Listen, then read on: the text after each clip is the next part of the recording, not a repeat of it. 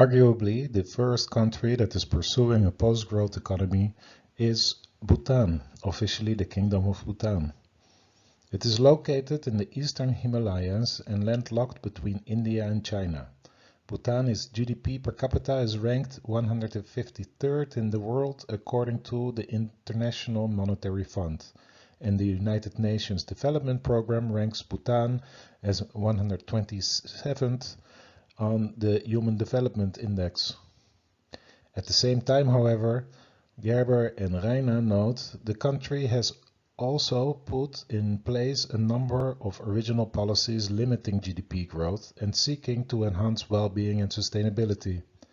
One can cite free education and healthcare for all, severe restrictions on foreign investment, no World Trade Organization membership, no outdoor advertising, heavy taxes on car imports, severe limits on mass tourism, and ban on alpinism, limits on mining, half of the country under protected areas, constitutional 60% forest cover, declared willingness to shift to 100% organic agriculture. As the opening quote by Mill illustrates, one can find post-growth thinking in economics literature dating back at least mid-19th century. Yet one of the first economists that started to imagine what such a post-growth economy could look like was Herman Daly. In the Economics of the Steady State, Daly argues for the necessity of obtaining a state of zero economic growth, and sketches some institutions that would help create such a state and make it more desirable. The zero growth objective of a steady state economy does still allow for progress and development. Daly distinguishes between growth and development, where he proposes to use growth for quantitative increases in material flows, while development refers to the qualitative increases in the service we derive from these material flows of throughput. In other words, zero growth does not rule out technological advance, nor does it hinder the pursuit of happiness. Daly defines the spaceman economy as follows. A steady-state economy is defined by constant stocks of physical wealth, artifacts, and a constant population, each maintained at some chosen, desirable level by a low rate of throughput. The throughput is the inevitable cost of maintaining the stocks of people and artifacts, and should be minimized subject to the maintenance of a chosen level of stocks. Daly explains that neoclassical economic views of scarcity and human wants gives rise to what he calls growth mania. Related to the first lecture in the series, Daly explains that relative or Ricardian scarcity refers to the scarcity of a particular resource relative to another resource or to a lower quality of the same resource. Absolute or Malthusian scarcity refers to the scarcity of all resources in general, relative to population and per capita consumption levels. Daly describes absolute wants as those we feel independent of the situation of our fellow human beings. Relative wants are those that we feel only if their satisfaction makes us feel superior to our fellows. Daly then argues that neoclassical economics assumes that wants in general are insatiable and extends to all wants the dignity of absolute status. That is, the satisfaction of relative and absolute wants is considered equally legitimate and equally capable of satisfaction in the aggregate by means of economic growth. The assumption of equal legitimacy is a value judgment, though it is treated by many economists as the avoidance of a value judgment. And the assumption of equal capability of satisfaction is either a logical error or an implicit acceptance of a value judgment in favor of increasing inequality. Daly claims that this neoclassical combination of focus on relative scarcity while ignoring that growth cannot satisfy relative wants gives rise to growth mania.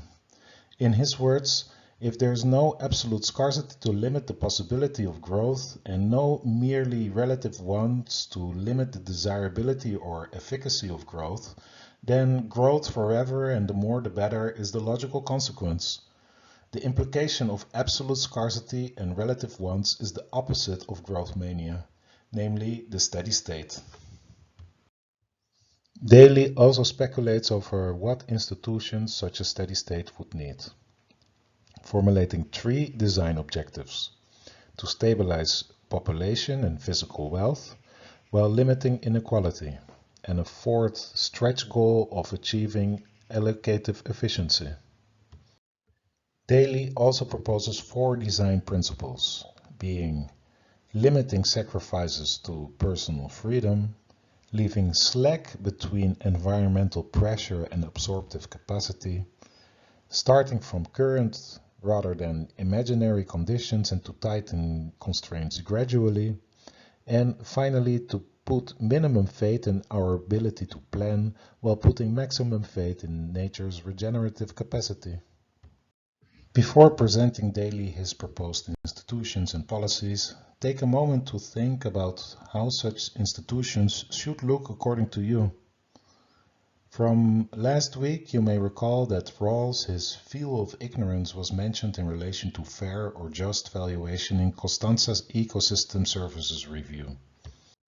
Rawls asks you to imagine a hypothetical position where no one knows his place in society, his class position or social status, nor does anyone know his fortune and the distribution of natural assets and abilities, his intelligence, strength, and the like. I shall even assume that the parties do not know their conceptions of the good or their special psychological propensities.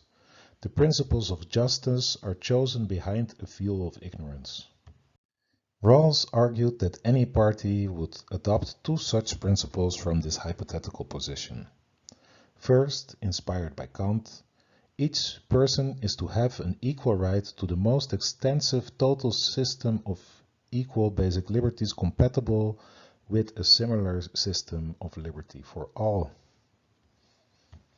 And second, social and economic inequalities are to be arranged so that they are both A, to the greatest benefit of the least advantaged, consistent with the just savings principle, and B, attached to offices and positions open to all under conditions of fair equality of opportunity.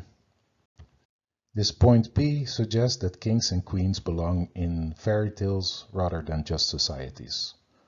For clarification on this just savings principle, Rawls elaborates, the just savings principle can be regarded as an understanding between generations to carry their fair share of the burden of realizing and preserving a just society. Which institutions would you like to reshape from behind this veil of ignorance? And whom did you include in your abstraction? Did it also include other species?